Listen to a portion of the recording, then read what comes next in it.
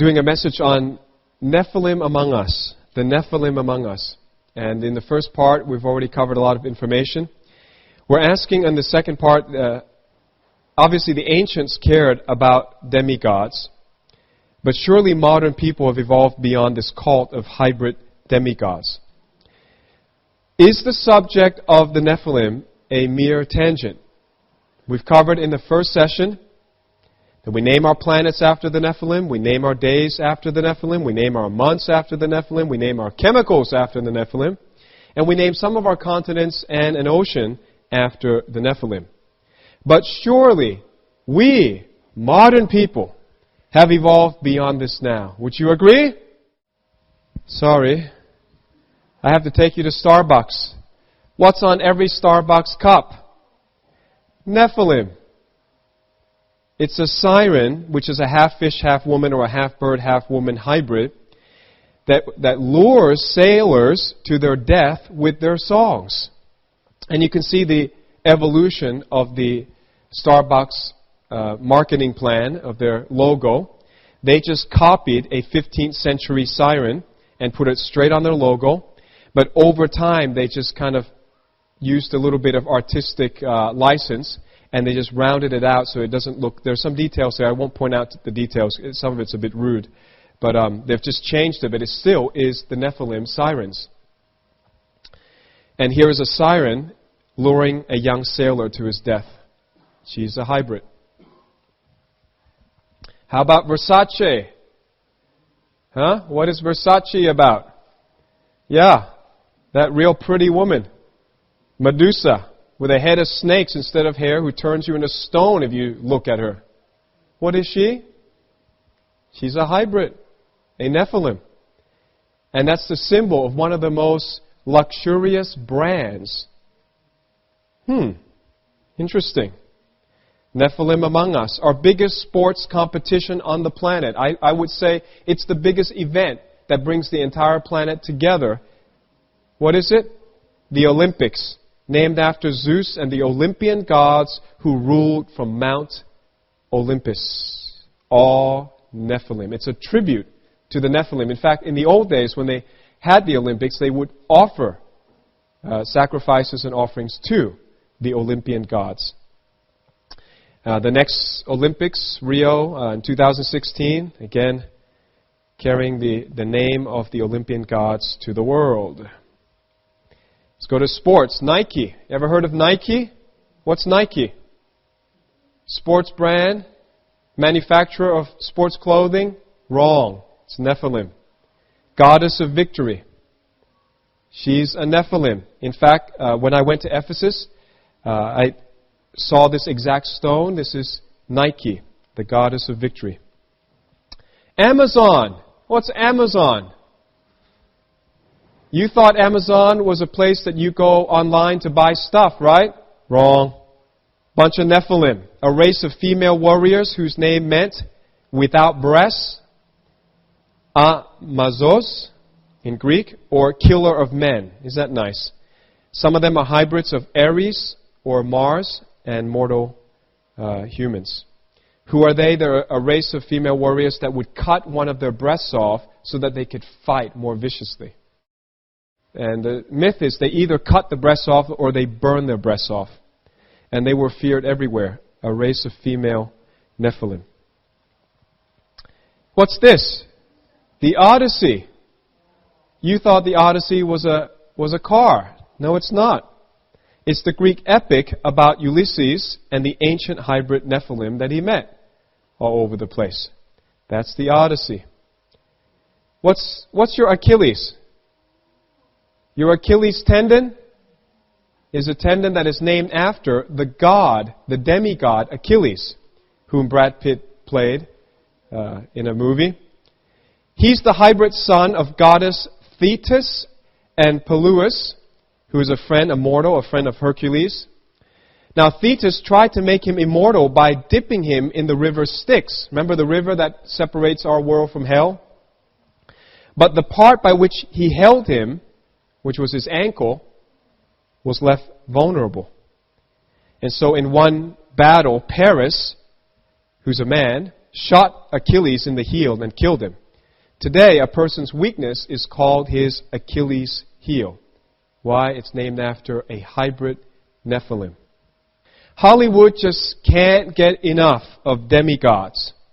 They can't come up with any new stories that makes more money or sells better. So they made Thor recently, a tribute to the Norse god of thunderbolt, a Nephilim. This is Arnold Schwarzenegger in one of his early roles on cinema. He's played Hercules, half god, half human, son of Zeus, and Alcmene, played by Arnold Schwarzenegger. And a movie that's coming up next year, Hercules again, it's going to be played by Dwayne Johnson, or The Rock, coming out August next year, 2014. They just can't get enough of these demigods. People like them.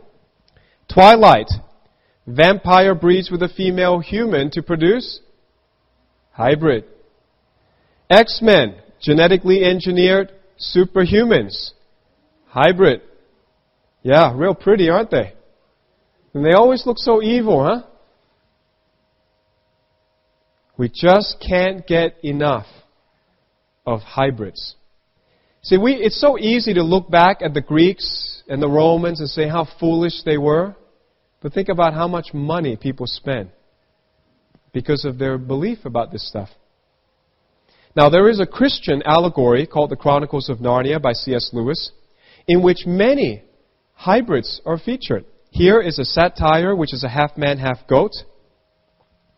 He's a Nephilim. Here's a centaur, half-man, half-horse. Nephilim. Here's Planet of the Apes, genetically engineered apes with human genes for enhanced intelligence. Hybrid. They're making another one. Evolution becomes revolution. The rise of the Planet of the Apes. That hasn't come out yet, has it? I think that's coming out. Hybrid. Right? When aliens come in Hollywood movies, what do they want? They want human genes for manipulation. They want to make genetically modified organisms. Hollywood loves genetic engineering. We just can't get enough of it. Tom Cruise in a recent movie, Oblivion. He's a drone repairman, Tech 49. Jack Harper finds his genes have been taken by aliens to create a reprogrammed race of humans. Interesting, isn't it? How so many things from the ancient time until now points to something. It points to something in the past that evidently happened according to the Bible, and it seems like something that is also on the horizon.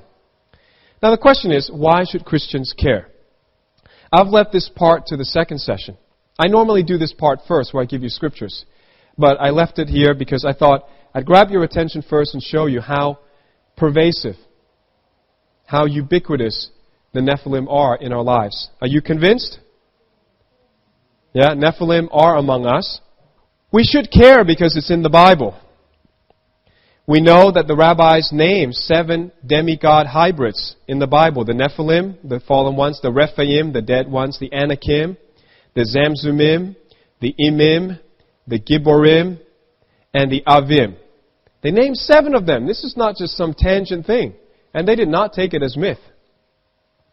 There are hybrids in heaven, in case you didn't know. Ezekiel chapter 1 verse 10 talks about a creature that I think you would be shocked to meet on the street.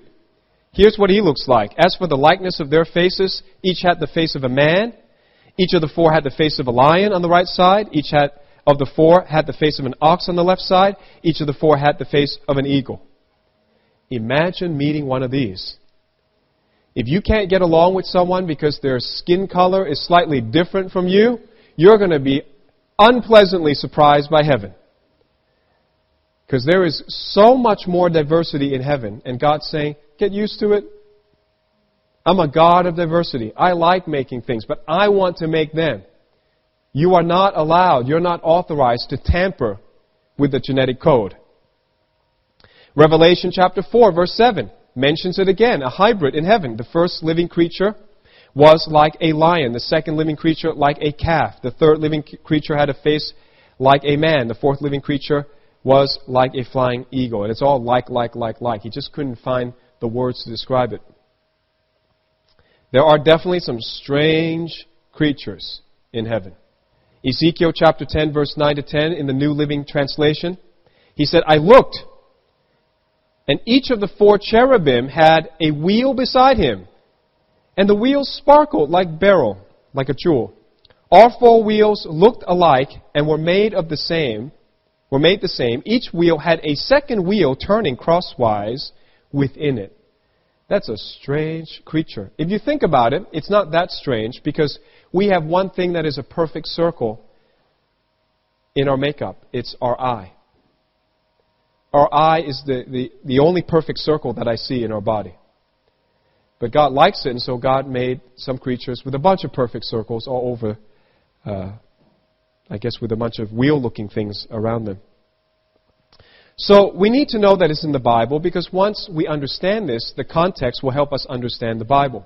It will help you understand things like why there was a flood of Noah, why God commanded the total annihilation of the Canaanites, because there were some strange things happening in that time, a genetic engineering, a genetic manipulation at that time. Why should Christians care? Because it's predicted to happen again. Ecclesiastes chapter 1 verse 9, that which has been is what will be. That which is done is what will be done. There is nothing new under the sun. And Jesus said in Matthew 24 verse 37 in the NIV, as it was in the days of Noah, so it will be at the coming of the Son of Man. That leaves it really open. As it was in the days of Noah, you have to ask, well, what happened in the days of Noah? Why was it that God had to destroy the whole world and save only 8 people? He would have saved more, but only 8 people decided to believe God. And everyone else was killed. Why? Because there was this genetic manipulation going on. Genesis 6, read it yourself, describes a genetic experiment that produced hybrids during Noah's day and brought judgment, a severe judgment on the entire world. And then Jesus compares what's about to come to that. He says something preceded that catastrophe, and the same thing will precede the ultimate catastrophe. 2,000 years later, after Genesis 6, Israel was mandated to wipe out Canaan because of a repeat in genetic manipulation. We know that it happened because who did they meet when they entered Canaan? They met the giants. Aberrations of nature. Genetic mutants. One of them was named Goliath. And look at David dragging Goliath's head. That's not just a tall man. That is a hybrid.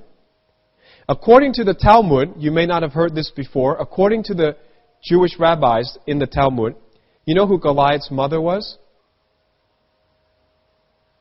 It was Orpah, the sister of Ruth. Remember, Ruth said, I want to follow your God, Naomi, so I'm going to go back to Israel. But Orpah says, yeah, I'd like to go, but, Naomi says, you don't have to go. She said, okay, then I don't have to go. So her heart wasn't there. You watch that among believers. A lot of people say the right thing, but their heart is not in it. Orpah was that kind of human, was that kind of lady. She said the right thing, but her heart was not really in it. And then she went and married a Nephilim, and she produced these giants. One of them was Goliath. So David actually killed one of his distant cousins. Because David is the great grandson of Ruth. Right? And Ruth was the sister-in-law of Orpah. Then we find the Nephilim are named in the Old Testament. There's Ishi-Benob. He's one of the 4 brothers of Goliath in 2 Samuel chapter 21, verse 16. He's killed by Abishai, the son of Zeruiah, which is David's nephew. Abishai is David's nephew. Zeruiah is David's sister. Lami is in 1 Chronicles chapter 20, verse 5. Again, there was war with the Philistines, and Elhanan, the son of Jair, killed Lami, the brother of Goliath, the Gittite, the shaft of whose spear was like a weaver's beam. Then we had a 6-fingered giant in 1 Chronicles 20, verse 6. Again, there was war at Gath, where there was a man of great stature with 24 fingers and toes, 6 on each hand and 6 on each foot. And he also was born to the giant. Then we have another one in verse 7. So when he defiled Israel, Jonathan, the son of Shemaiah, David's brother, killed him. So in all there were 5 giants from Gath killed by David and his protégés. Isn't that cool? You follow someone, you do their works. Those people who followed David, who was a giant slayer, they themselves became giant slayers. I find that encouraging. By the way, this may be the possible origin for the Indian greeting how, and I'm not sure how the fingers are. I believe it's this way. But the American Indians would greet each other like this. They say how. And they always show the number of fingers they have in their hands. Because according to some Native American legends, there were giants in America, and they had 6 fingers and 6 toes. Believable? Well, I believe it because it's in the Bible. Why should we care?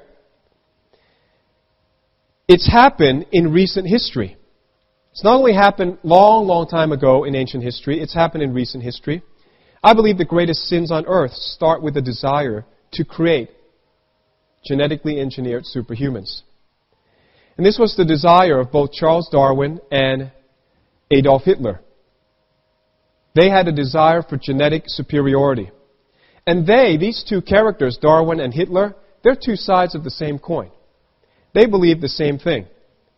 They were believers in what's called eugenics. Eu is Greek for good, genics for genetics. They believed in the creation of a super race. Well, how do you create a super race? Well, they pitch it to the Germans that the potential to become gods. Have you ever heard that from someone before? Satan? The potential to become gods is well within our reach. Yeah, people like that. People get excited about genetic engineering. Yeah. Defying God now becomes scientific. And so, in the name of science,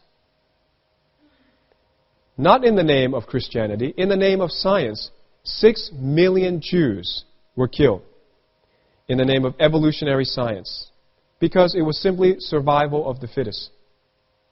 What a tragedy. You know, many young people don't even learn this anymore. We're probably about to get into World War III, where some of the worst stuff in the world is going to happen. And people don't even know. It was based on this desire for genetically enhanced humans that people allowed Hitler to do what he did. Eugenics was very popular. This is Darwin's cousin, Francis Galton. I think it's spelled with an A, G-A-L. He was the father of eugenics, close relative of this fellow. Very popular. There were eugenic societies. Instead of going to church, people went to eugenic societies. Over 65,000 people were sterilized under the official eugenics programs in the United States. Here are some signs. Some people are born to be a burden on the rest. See, that's what Darwinian evolutionary science teaches people. Here's another sign. War against the weak. Your belief is the foundation of what you do. Your belief is everything. Here's a German having his Aryan credentials checked by his nose size. But our God said that He created every human in His own image and likeness. We, all of us, are as human as Adam and Eve. There's been no evolution in the human race or any species. We've never seen any species turning into another species. Thousands were sterilized to keep the population down and the genetic pool pure. Are you hearing this argument? A lot of kids who go to university believe that the earth is overpopulated. Nonsense. We have so much. God has made this planet super abundant. We have so much resources to support way more than 7, 8, 9, 10 billion people. It's going to be a population explosion when Jesus comes back. The millennium will be full of people. And the earth is well capable of handling it. You fly across the world as much as I do, and you look out the window, you will find most of the planet is empty. Most of America, with 300 million people, is empty. The world was created by God to sustain lots more life. Our worth comes from not man, but from God. So Satan's temptation has always been this. The same thing that he pitched to Eve in Genesis chapter 3, verse 4 and 5. The serpent said to the woman, "You will not surely die. If you don't believe God, if you disobey God, number one, you will not surely die. For God knows that in the day that you eat of it, your eyes will be open, and you will be like God." The three promises of the devil. Number one, longevity or immortality. Number two, intellectual superiority. Number three, deification. You'll be like God. The greatest sins on earth start with a desire to create superhumans. But I think there's one more reason why we as Christians should be concerned, should be aware of what the Bible and obviously lots of mythology around the world talks about. I believe it's actually happening right now. And if you're not paying attention, you'll miss it on your radar. There's a lot of genetic manipulation going on. This is an article from August 2011, Death of the Bees, Genetically Modified Crops and the Decline of Bee Colonies in North America. They found dead bees. Monsanto, one of the biggest, I think the biggest company that's doing genetic modification. Monsanto genetically engineered seeds are killing off bees. And here's a comparison of bee intestines. And the black one on the left ate GMO food. So if it does that to bees, I wonder what it's doing to our children. Right now, let's take a look at how many plants rely on bees. Some of those valuable fruits, vegetables, nuts, and field crops depend on insect pollinators, particularly honeybees. Soybeans, cottons, grapes, almonds, apples, oranges, strawberries, peanuts, peaches, blueberries. So I believe that this type of genetic modification may be the culprit. It may lay out the scenario that Revelation talks about. Because Revelation says there's going to be mass starvation. There's going to be massive disaster. People will die. A third of the human race is going to die. How's that possible? Well, if the bees are dying off because of genetically modified food, and then we're introducing it into the human population, what is that going to do to people? Is it a conspiracy? Some people believe that they're willfully sowing seeds of destruction, the hidden agenda of genetic manipulation.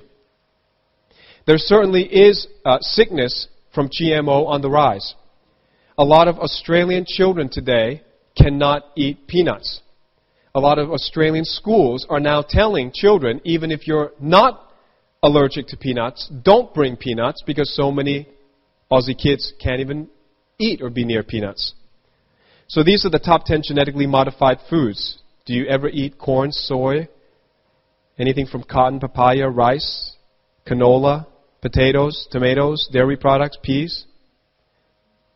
Yeah, this is going into our systems right now. BBC News, December 1999, Trojan gene could wipe out fish. Just one genetically modified fish could wipe out local populations of the species if released into the wild, biologists have warned. These are countries that ban GMO. The green countries say no. The red countries say yes. Unfortunately, the English-speaking world, represented there by England, says yes. And we see more sicknesses than in France. So you can see there's a difference. It's not just the red wine that the French drink. There's a lot of things going on behind the scenes. There's a growing use of humanized animals. That's what they call it. That's an article in 2011 in The Guardian. Humanized animals. Like this, a mouse ear hybrid. That's a mouse growing a human ear. Why are they doing that? Because they say artificial liver could be grown in other animals. And they always pitch it for the benefit of humanity. And people like that, don't they? Make you live longer. Make you immortal. Enhance your memory. Make you like God. And they're serious about this, you know. How about this goat-spider hybrid? You heard of Spider-Man? Now it's spider-goat. What do you get when you cross a spider with a goat? It may sound like a joke, but it is real.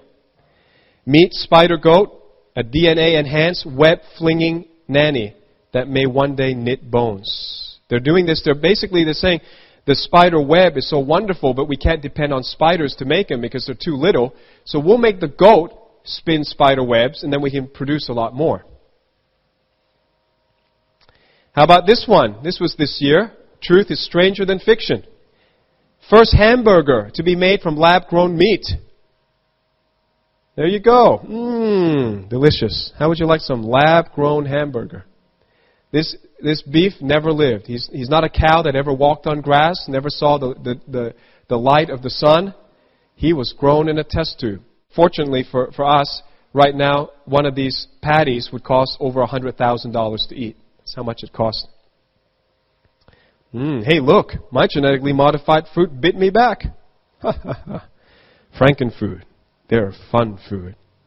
Taiwan breeds green glowing pigs. Scientists in Taiwan say they have bred 3 pigs that glow in the dark.